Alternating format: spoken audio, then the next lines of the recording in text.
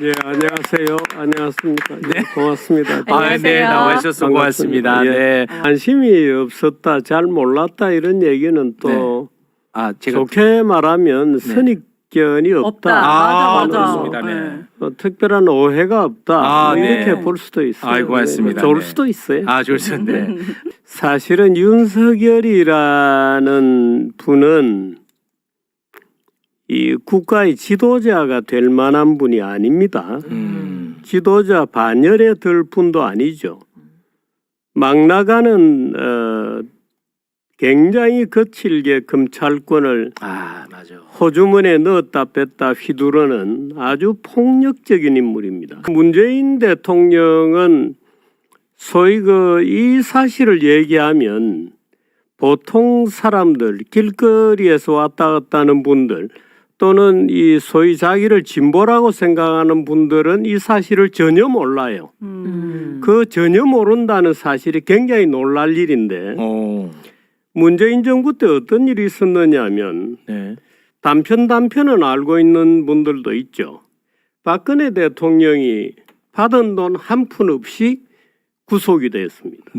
뇌물을 한 푼도 받지 않았어요. 그런데 뇌물죄로 구속이 됐습니다. 물론 구속영장을 친 사람은 따로 있습니다만은 어떻든 윤석열의 지휘하에 이루어진 일들이죠. 전직 국정원장 4명이 구속이 됐습니다. 전직 보수 쪽의 인사 1000명이 수사를 받았고 1000명이 200명이 구속이 됐습니다. 200명 구속. 전직 대법관 14명이 구속이 되거나 재판에 회부되었죠. 이 14명 거의 대부분이 무죄가 났습니다. 그런데도 구속이 되었습니다. 여러 사람이 수사를 받다가 죽었습니다. 이런 일들을 자행한 탑의 지휘관이 말하자면 윤석열이었어요. 말하자면 민주주의 사회에서 있을 수 없는 조선시대 사화 같은 일이 벌어진 겁니다. 그러니까 자기들과 정파가 다르다고 해서 수백 명을 말하자면 감옥에 집어넣고 재판에 돌리고 했던 그 장본인이 윤석열이고 그걸 지휘한 사람이 문재인 대통령이에요. 그런데 대부분 사람들이 사실 잘 몰라요. 그런데 그 말하자면 망나니 같은 역할을 한 윤석열을 보수가 스카우트를 해가지고 지도자로 삼았습니다. 이상한 일이죠. 그 나로서는 도저히 받아들일 수 없기 때문에 난 받아들이지 못한다 하고 소위 보수 진영의 광기에 대해서 그럼 보수 진영이 왜 그랬을 것 같아요? 윤석열이 칼춤을 잘 치는구나. 그러니까 윤석열을 이번에는 우리가 스카우트해서 우리가 칼춤 한번 추자. 우리가 칼춤을 추자라고 하는 증오심, 분노, 적개심 여기에 사로잡혀서 윤석열을 스카우트를 한 거예요. 그거 안 돼. 말하자면 우리 정치가 지금 이런 지경으로 와 있는 거예요. 이거 안 돼. 그러니까 윤석열 대통령 되고 줄곧 한 일이 자기의 정치적인 적인 말하자면 이재명 묶어놓고 이재명을 범죄인 취급하고 이재명의 그 끊임없는 범죄의 사설을 뒤집어 씌우는 일이 한 일이 그거밖에 없잖아요. 그러니까 이런 정치가 엉망이 되는 지금의 일들이 벌어지는 거죠. 자연 은퇴를 하기에도 지난 나이죠. 그래서 나이를 먹는다는 것은 그런 이익에 휘둘리지 않은 정도는 중립을 유지할 수 있는 태도를 가지게 되죠. 한덕수는 아닌 것 같던데. 그러니까 한덕수는 나이가 들어도 더 기회주의적으로 행동하는 것 같던데 그 말씀은 누구에게나 적용되는 건 아닌 것 같습니다. 물론입니다. 그러니까 노욕을 가지게 되는 경우들이 많죠. 나이가 들면 자기 고집이 세지고 한덕수 노욕이 생깁니다. 내가 여기에 또 다른 영광을 하나 더 얹고 싶은 거죠. 말하자면 자기가 이제 나이가 많기 때문에 더 이상은 별로 이제 먼 미래가 없죠.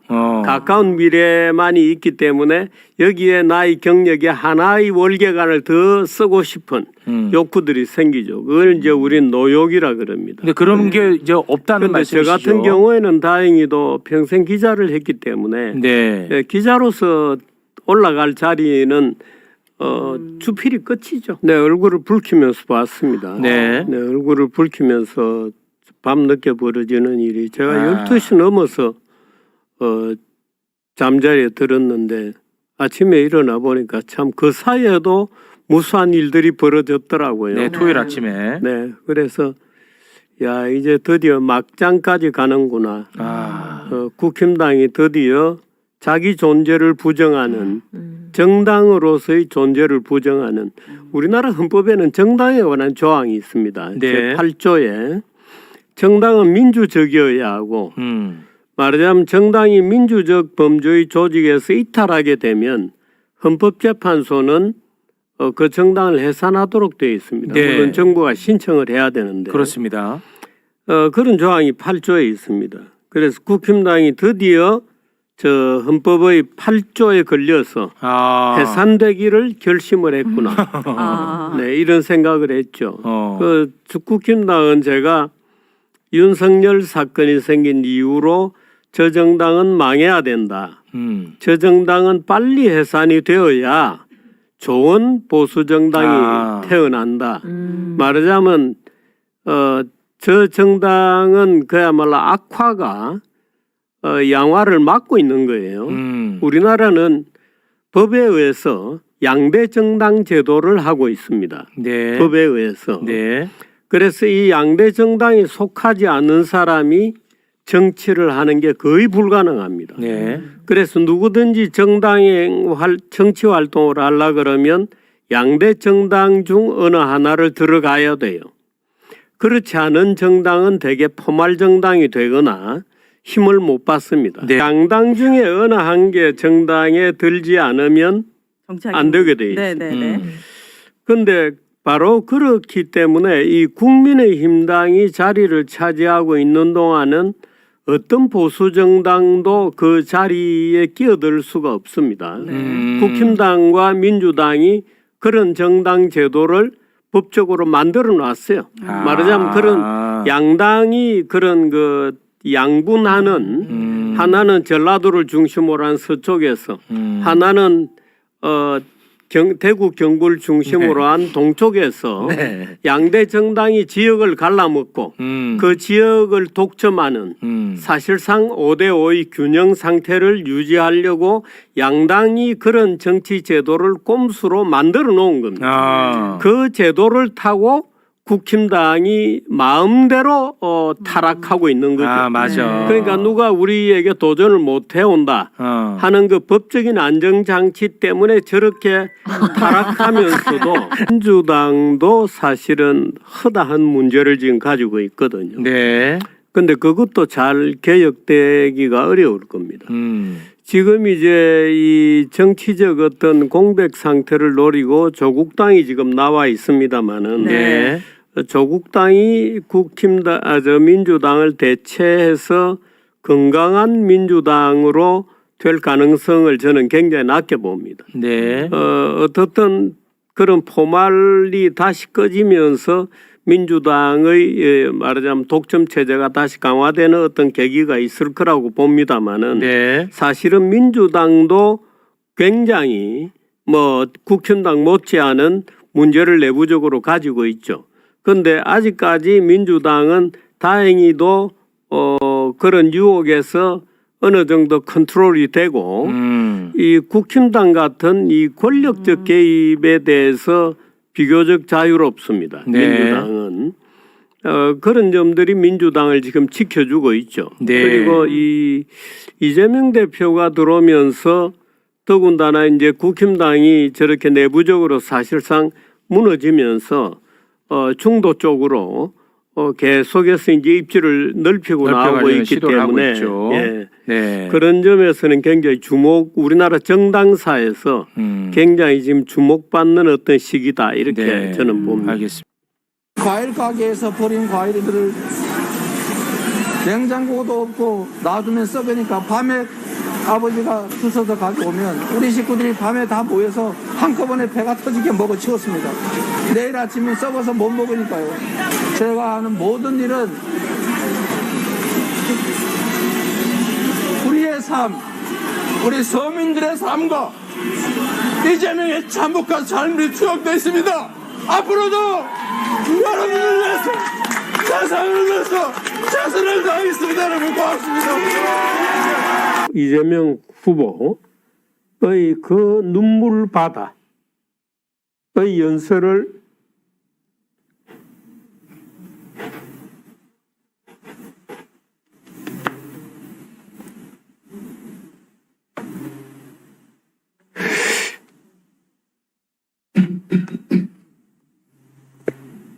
그걸 보면서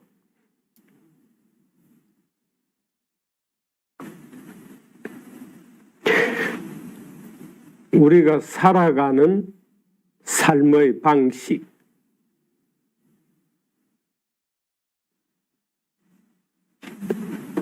무엇이 서민들을 보호하는지. 이재명 대표의 최근 행보를 네. 저는 굉장히 환영합니다. 아, 환영합니까 또? 네. 그건 그런 이유는 뭐냐면 이재명 대표가 중도를 부르짖으면서 우클릭을 하고 나오는데 네.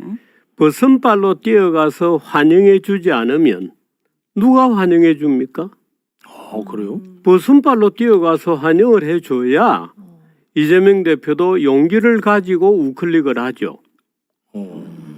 예를 들어서 야당 대표가 민주당의 대선 후보가 그야말로 용기를 가지고 그동안 민주당이 금기시되었던 민주당은 이렇습니다. 보수가 보는 민주당은 아, 네네.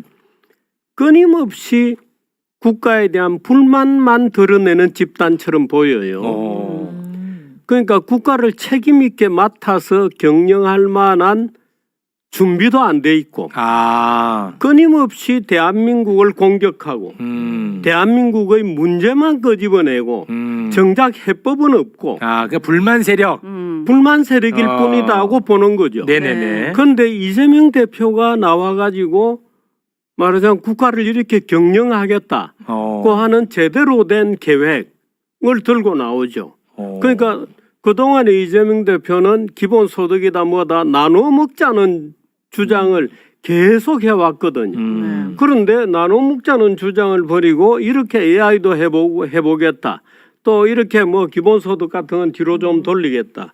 우리가 뭔가 먹고 사는 방법론을 토론해보자. 그걸 환영 안 할 이유가 없죠. 환영을 해줘야 그 토론이 되고 민주당도 이제는 책임 있는 정당으로 변화할 거 아니에요. 그 환영해 주는 거죠. 우리 선생님은 그냥 그러면 대한민국이 잘 되는 정치 그럼요. 이게 기준이네요. 그게 저의 기준이죠. 저는 진영 없습니다. 이미 탈번했기 때문에. 아니 그게 뭐 생각은 또 구체적으로 들어가면 다를 수는 있지만 네. 나의 기준은 대한민국이 잘 되는 게 기준이다. 네. 그러면 이런 그런 차원에서 지금 이재명이 잘 움직이고 있는 것 같다. 방향성이. 아니 제가 좀 전에 이재명 대표가 우는 모습을 저도 따라서 이 눈물이 났잖아요. 네, 네, 핸드폰 때문에. 근데 아유. 그건 이렇습니다. 예를 들어서 이렇습니다. 보수는 이재명 대표의 그 말하자면 폭발적으로 울고 있는 그날 아마 이재명 대표가 운 눈물을 다 합치면 아마 1리터는 넘을 거예요. 무지하게 울거든요.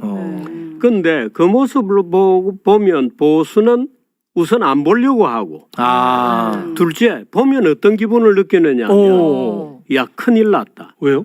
저렇게 참혹한 생활을 한 자가 지도자가 되면 네. 마음속에 원한 같은 거 마음속에 분노가 폭발하지 않겠는가 마음속에 부자들에 대한 어떤 억하심정 이런 게 폭발하지 않겠느냐는 두려움을 오히려 느끼는 겁니다. 그래요? 네. 그런데 지금 우리 세우 씨 같은 분들은 보면 또 누가 동정 공감을 안 하겠냐고 얘기를 하잖아요. 저도 그렇게 얘기합니다. 그런데 많은 보수가 느끼는 거는 야 큰일 났다. 좀 평범한 어린 시절을 보낸 사람이 없나. 그렇게 느끼는 거죠. 야, 어린 시절이 저렇게 참혹하면 아. 뭔가 가슴 속에 맺힌 거 이런 거 가지고 정책이 제대로 되겠나? 분노심 이런 거 가지고 부자 빈자를 또 갈라치기 하고 이렇게 나오지 않겠느냐고 공포심을 느끼죠. 그런데 제가 이재명 대표를 요즘 열심히 말하자면 대중들에게 많이 소개도 해주고 또 중간지대 또 보수들에게 소개를 해주는 이유는 이재명 대표가 그거를 극복하려고 굉장한 노력을 해왔고 또 투쟁을 해왔고 드디어 달라진 모습을 보여주고 있죠. 제가 환영하지 않을 이유가 없죠. 그래요. 그런 것이죠. 오늘도 또는 최근에도 제가 그 이재명 대표 여러 가지 정책 중에 미진한 정책들은 격렬하게 비판을 합니다. 미진한 네. 정책은. 예, 잘못된 정책은 저건 잘못되었다 하고 비판을 많이 비판도 합니다. 하고 있다. 그 이재명 대표 본인이 저인데 직접적으로 만나서도 여러 가지 비판을 했어요.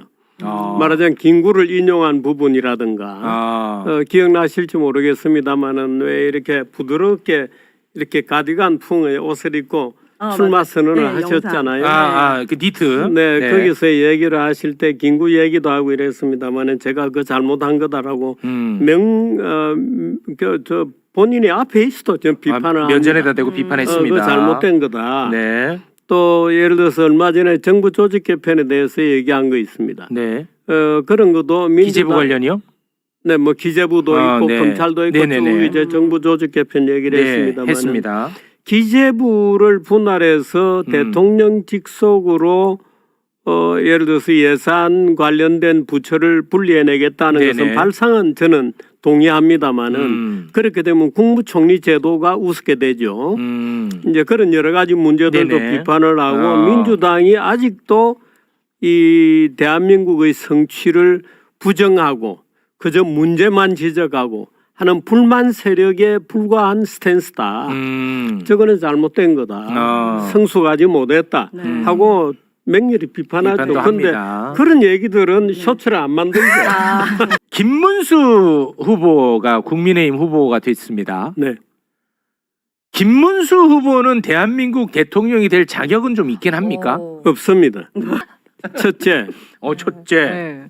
아니 본인이 대한민국 사람이 다 듣는 데서 후보로 선정되면 즉시 한덕수와 단일화를 하겠다고 맞아. 약속을 해놓고 그건 네. 맞지. 온갖 핑계를 다 대가지고 요리조리 피하다가 결국에는 한덕수와의 투쟁에서 이겼다. 이기면 답니까? 보수야말로 절차와 수단을 중요시하죠. 오히려 진보나 좌파들은 목적이 중요합니다. 그런데 보수는 절차와 수단을 굉장히 중요시합니다. 법치주의를 중요시하죠. 네. 그게 절차적 정의를 중요시하는 거거든요. 네. 보수는 사실 지켜야 될 덕목이 굉장히 많습니다. 보수는 사회의 기초입니다. 그런데 지금 보수가 그 기초가 되는 소양을 다 잃어버리고 있죠. 그 김문수 지사는 스스로가 예를 들어 자기가 후보 1위가 경선에서 선택이 되면 즉시 어떻든 한덕수와 단일화를 하겠다고 약속을 해놓고 그건 맞죠. 그 약속을 헌신짝처럼 버렸잖아요. 사실 제일 약속이었죠. 네. 제일 중요한 약 그건 아니 맞습니다. 그것 때문에 당원들이 뽑았죠. 뽑아준 그건 뭐 거거든요. 맞는 말씀입니다. 네. 네. 근데 그걸 헌신짝처럼 네. 약속을 자, 버렸죠. 첫째 안 되는 이유. 둘째. 10년 동안 지적 정신적 공백이었습니다. 김문수 지사는 굉장히 장점이 많은 분입니다. 그런데 제가 얘기 드리는 것은 지도자, 대한민국의 지도자가 되어서는 안 된다는 것이지. 아니 맞습니다. 네. 뭐 사람이 나쁘다는 건 예, 아니고. 사람이 나쁘다 뭐 이런 네. 거는 전혀 아닙니다. 맞습니다. 네. 10년간 예를 들어서 지적 공백. 사람이 개인적으로는 매력이 없어도 지도자가 될 수 있는 분들이 있죠. 네. 분들이 있습니다. 그런데 김문수 씨 같은 경우에는 김 지사 같은 경우에는 지난 10년 동안 실제로 지적인 수련이라든가 단련당하는 일들이 거의 없었습니다. 재야 생활을 오래 했고 네. 그래서 이번에 김 지사가 그 발표한 후보 수락 연설 이런 거를 보면 제야의 논리만 그대로 문면에 표현돼 있지. 아. 깊이 있는 말하자면 국가 운영을 내가 할 수 있겠다고 하는 무슨 비전이라든지 방법론이라든지 자신감이라든지 이런 것이 전혀 없습니다. 네. 이제 그런 점이 있고 그 지적인 어떤 탐색을 멈추면 네. 그저 그 순간에 물러나야 그건 되는 맞는 거예요. 것 같습니다. 네. 세 그다음에 번째. 있어요? 세 번째. 죄송합니다. 이거 굳이 뭐 삼불가론 이런 거는 아닌데 네. 괜찮습니다. 얘기하다 보니까 그렇게 네, 세 됐습니다. 번째. 그 다음에 안 되는 거는 김 지사가 지난 12.3 윤석열 계엄에 대해서 옹호하는 아, 그런 태도를 보여왔고 맞아. 탄핵에 대해서도 반대하는 네. 입장을 보여왔습니다. 맞아. 그거는 개인적인 의리에서는 우리가 지지할 문제가 있을지 모르겠습니다만은 국가 지도자가 우리가 지켜야 할 헌법적 가치라든지 또는 어떤 절차적인 정의의 문제에 대해서 도외시하고 있다는 비난을 피할 방법이 없죠. 네. 그래서 그 굉장히 이건 중요한 문제이기 때문에 맞아. 김 지사는 안 된다. 조갑재 선배님은 평생을 기자 생활해 오신 네, 분이죠. 맞습니다. 네. 근데 아직도 정말 정확하게 판단을 해주시는 분이죠. 와, 그래요. 제가 이번에 이제 수개월이 물론 지났습니다만은 또 그 전에 사실은 보수가 지금 빠져 있는 딜레마가 소위 선거 부정론이라고 하는 음모론입니다. 네. 근데 제가 이제 부정선거와 싸울 때부터 그 조갑재 선배가 저를 응원을 해 그러셨나요? 주셨고 윤석열 대통령에 대해서는 조금 견해가 달랐던 것 같은데 최근에 제가 그 이재명 대표하고 윤석열을 비교해서 쓴 누가 악마인가 하는 글이 있었어요. 네. 근데 그 글을 보시고 당신 말이 맞았다 하고 전적으로 동의를 해 주셨죠. 그래 네. 지금은 소위 그분하고 저하고 사이에 그 싱크로율이라 그럽니다. 뭐 재미로 네네네. 싱크로율이 아마 몇 가지 문제는 좀 틀려요. 예를 들어서 네. 한자를 얼마나 우리가 다시 써야 되느냐. 아, 그래요? 네. 또 여러분 재밌게 들으시라고 하는 말씀드리면 뽕짝은 과연 우리의 정서를 함양하느냐 아, 트로트. 아니냐. 예, 트로트. 네, 트로트. 네. 이제 이런 문제 가면 아, 조금 그, 생각을 예, 달리하는군요. 상당히 다릅니다. 아. 그런데 그런 문제를 제외한 대부분의 문제에서는 싱크로율이 굉장히 높죠. 아, 그렇군요. 예, 편안합니다, 네. 만나면. 네? 저 같은 경우에는 그 하이에크라는 경제학자 있습니다. 아, 그분이 사회 철학을 네. 하시는 그런 분이 계셨군요. 하이에크라는 하이에크 분이 씨. 있는데 그 하이에크의 책을 네. 처음부터 다시 읽습니다. 아. 몇 시간 걸리더라도 다시 읽어봅니다. 말하자면 제가 판단할 때 정말 힘들거나 판단 자체가 힘들거나 네. 아니면 어떤 예를 들어서 뭐 이번처럼 탈번하는데 아, 네. 말하자면 이 무상 공격이 들어오거나 예상되거나 할 때는 괴롭잖아요. 그렇죠. 이제 그때는 조용히 집에 가서 아. 하이에크 책을 보고 또 그리스 민주주의에 관한 몇 가지 중요한 서적들이 있습니다. 그걸 보면 대한민국하고 똑같죠. 그리스가 망할 때의 풍경이. 그래서 그런 책을 다시 보면서 결의를 다지죠. 아. 네.